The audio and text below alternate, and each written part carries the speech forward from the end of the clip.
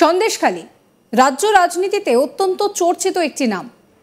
এবার সেই সন্দেশখালীতেই যাচ্ছেন মুখ্যমন্ত্রী মমতা বন্দ্যোপাধ্যায়।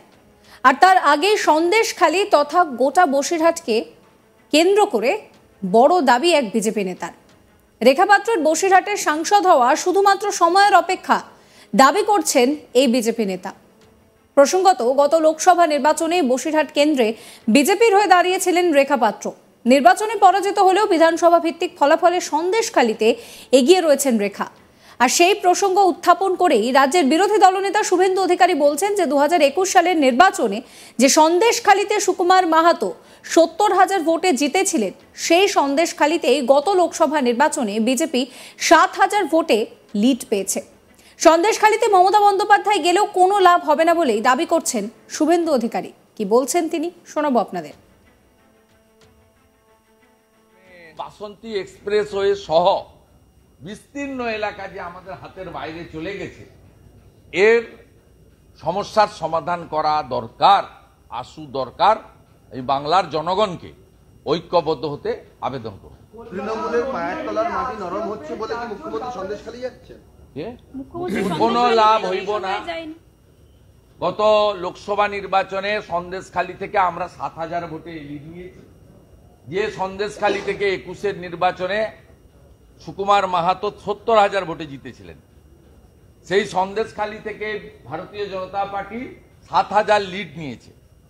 বসিরহাট আসন আমরা জিততে পারিনি, তার কারণ মুসলমান ভোট সেখানে প্রায় 60%-এর কাছাকাছি বসিরহাট লোকসভায়, এবং সেখানে বহু জায়গায় যেখানে হিন্দুরা সংখ্যালঘু, মিনাখা, বাদুড়িয়া, হাড়োয়া, বসিরহাট, সেখানে হিন্দুদের ভোট দিতে যেতে দেওয়া হয়নি, হয় না। কিন্তু সন্দেশখালী আমরা জিতেছি 7,000-এ।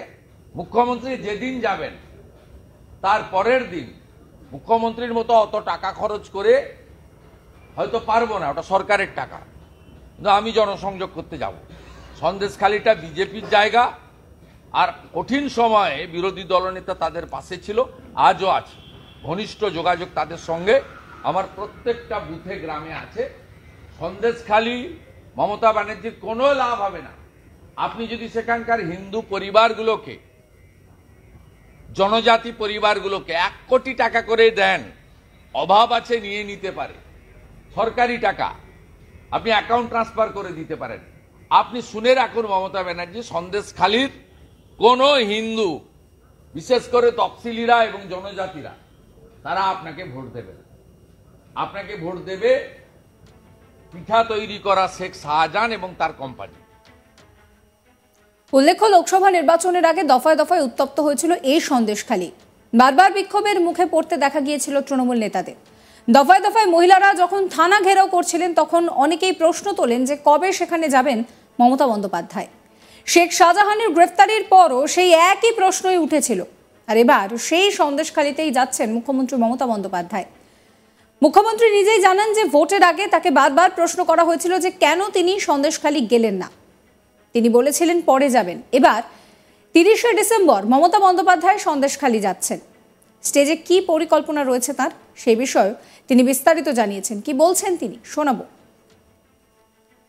এই বছরের 30শে ডিসেম্বর আমি বেলা 1টায় আমি এতে যাব, সন্দেশখালীতে একটা পাবলিক ডিস্ট্রিবিউশনের প্রোগ্রাম নিয়েছি।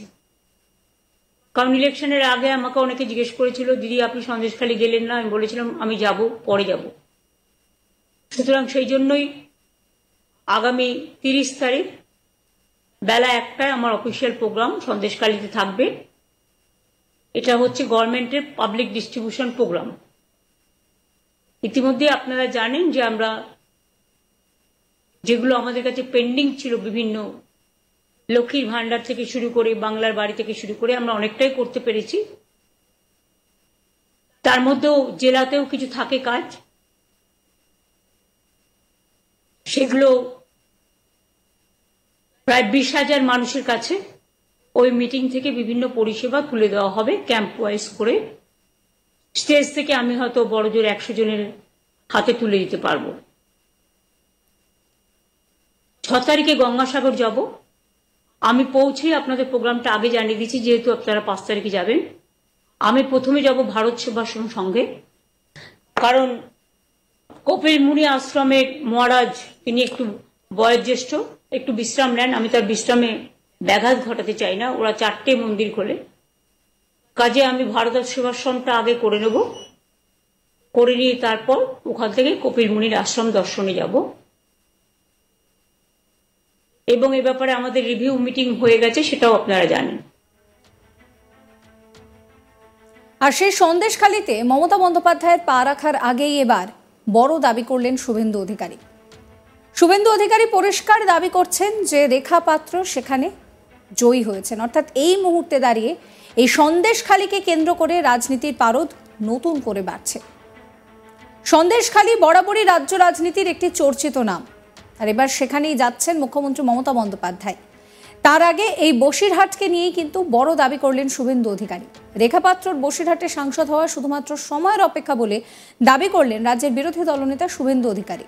প্রসঙ্গত, গত লোকসভা নির্বাচনে বসিরহাট কেন্দ্রে বিজেপির হয়ে দাঁড়িয়েছিলেন রেখা পাত্র। নির্বাচনে পরাজিত হলেও বিধানসভা ভিত্তিক ফলাফলে দেখা যায় যে সন্দেশখালিতে এগিয়ে রয়েছেন রেখা।